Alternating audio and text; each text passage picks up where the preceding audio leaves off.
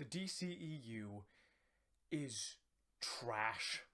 And we all know this. Hell, I've known it since Batman v Superman, which was only the second film in their roster, by the way.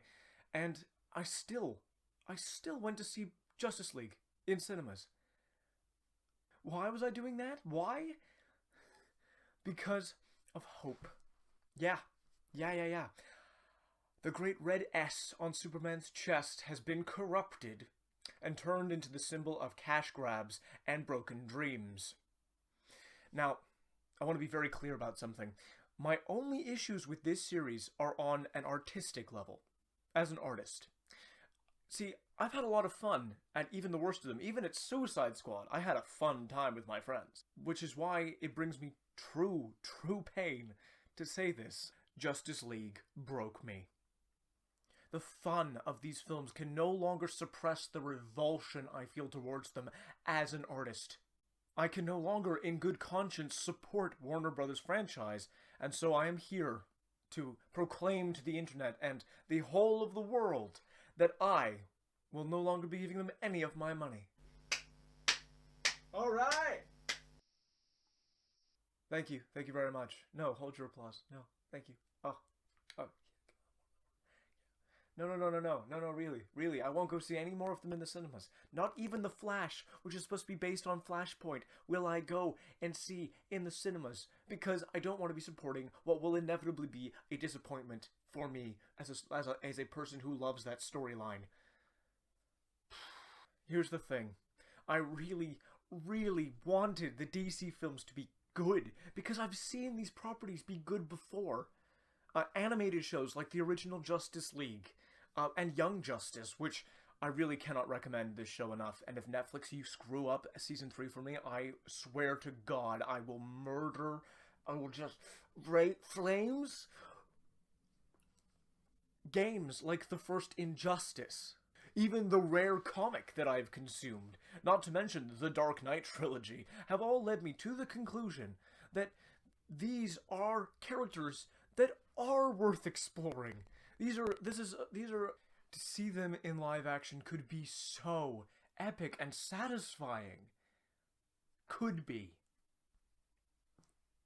Fuck this, man. I hate just talking about it. Listen, let me start with the things that I think the DC films have done to perfection. Their casting. Everyone from Gal Gadot to Ben Affleck to Henry Cavill. Yes, I will stand by this. To David Thewlis and Jesse Eisenberg. Okay, all their main heroes are superb. I think they've been doing an excellent job considering what they're working with, so much so that I'm going to compare their casting to that of Robert Downey Jr. as Iron Man. If I had a mic, I would drop it. I don't want to see anyone else take up the mantle of Wonder Woman or Cyborg. I want Henry Cavill's Superman and Ben Affleck's Batman to stand side by side on the big screen. But more than all of that, I want a good story. In the end, it all boils down to the writing. And yes, I know that there are editorial, directorial, producing issues that are going on behind the scenes as well as that. But this is my thing, so I'm gonna stick with it.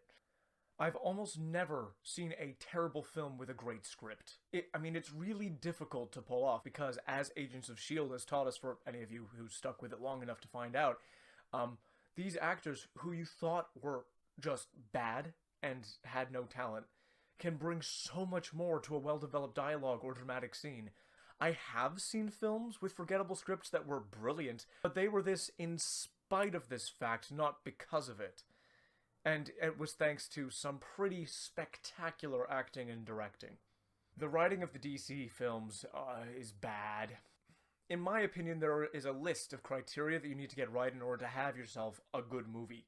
And this happens to be the case for most other moviegoers, but this list includes, but is not limited to, making us care about the characters, their motivations, creating stakes, sticking to themes, and making absolutely certain that your world makes complete, consistent, logical sense. I sat in Justice League, and despite having seen him in 3 films, I couldn't have cared less about Superman. Why? Because in none of these films was I given a reason to. Now that may sound crazy, but Josh, he's got a mum, and all those people were really sad when he died, and all the other Justice League members were really desperate to get him back. But hear me out. I care about Tony Stark in the original Iron Man movie because he obviously cares about people and is trying to do the right thing, but he's been showing it in the wrong way his whole life. I invest in him because as he struggles to reform himself, I'm rooting for him to redeem his past wrongs. I can relate to that. Superman obviously cares about...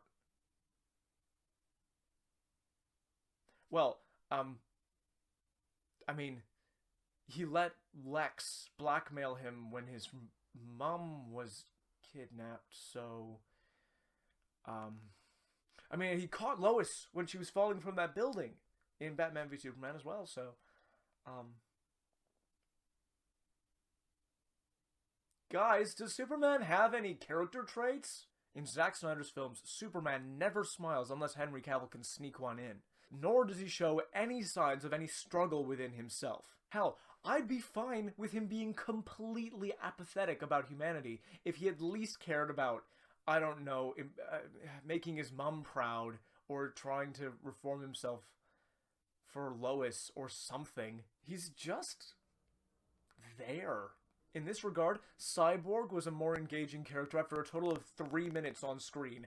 I could do an entire video about the treatment of characters in superhero films, and I may do, but let's move on for now. Let me leave this section of the video with this.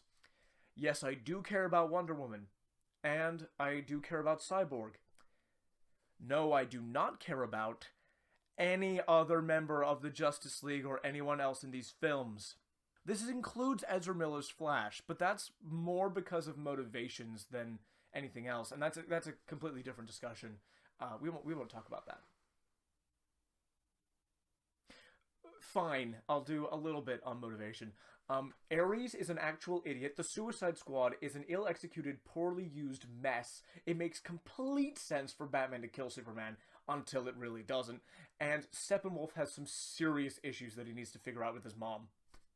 In terms of stakes, the threat of world destruction, contrary to popular Hollywood belief, really doesn't do much for us as audience members. The reason for that is it's too big. We can't comprehend those stakes on an empathetic level. We're not designed to do that, which is why we're having such a big problem creating a world community. And we're trying. We're really trying, and I think we're going to get there, but it's not something that comes naturally to human beings, to empathize with everybody in the world.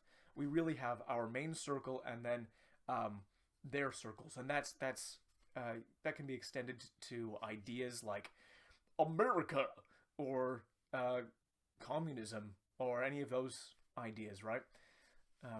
But the world, I don't care. I care about your sister who's gonna die. I care about your mom who's dying of cancer. I care about the bad guy has kidnapped your girlfriend. That I get. So when a laser beam hits the ground or a bunch of cubes glow really brightly, I'm sorry, I just kind of shrug. But when the stakes are smaller, more comprehensive, I can really engage. My absolute favorite part of Justice League is this scene where Steppenwolf comes to Themyscira and the Amazons are trying to keep the Mother Box away from him, which, if I didn't know what it meant, it would be just so much just hero babble. Oh my god, I feel really bad for anybody who's listening to this and hasn't seen the DC films, which, by the way, why are you here? Back on track. So much about this sequence is brilliant. I mean, the choreography of the chase, the skill of the Amazons, and the terrible, overwhelming power of Steppenwolf. But I can appreciate all of that because I know exactly what's going on. Bad guy wants Box, good guys want to keep Box from bad guy, and suddenly I'm on the edge of my seat. Are they gonna make it? You know, they're sacrificing a lot to keep this from him. Okay, damn, he's a badass. That's scary. Are they gonna get away? Are they gonna make it? Are they gonna make it? For this one fleeting scene, the DCEU wasn't completely predictable. Raise your hand if you were afraid that the Earth might be destroyed in Man of Steel. Yeah, I mean, I can't see you because it's a YouTube video, but I'm gonna guess that you were pretty sure it was gonna be okay. Because heroes, am I right? I knew that Superman's mum, what was her name again? Say it with me now. Martha. I knew that she was going to be fine in Batman v Superman because heroes. I knew that Ares was going to be defeated in Wonder Woman because heroes. I knew that bringing Superman back to life would have no negative repercussions in the long term because heroes. When nothing surprises you anymore, when there's no suspense, you can't fully invest. It's boring. Let's talk about themes.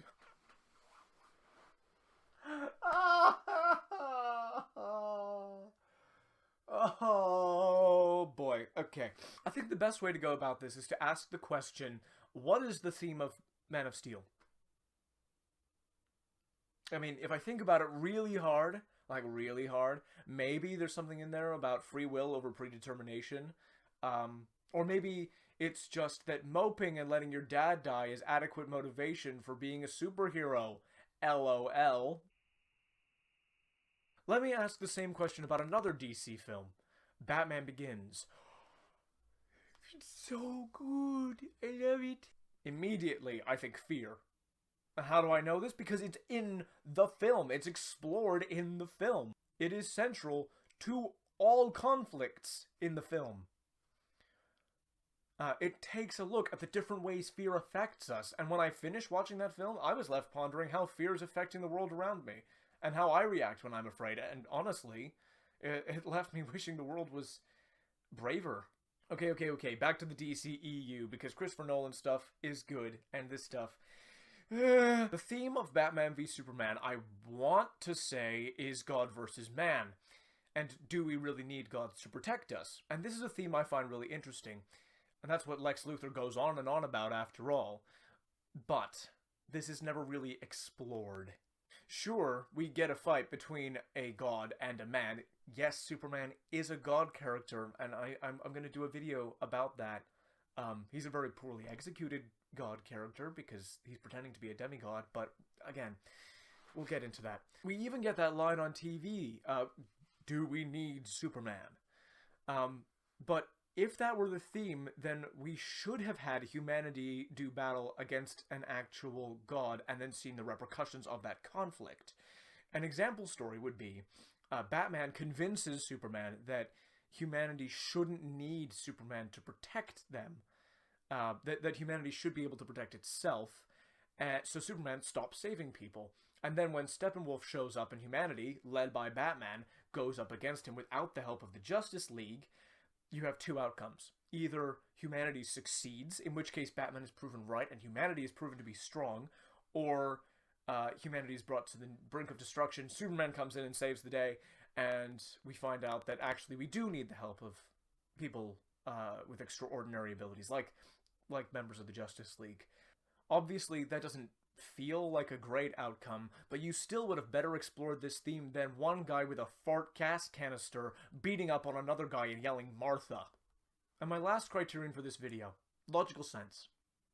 Have it. This is actually pretty intimately tied to motivation, come to think of it, but going back and editing this video would be work, and it's so much easier to leave it as is.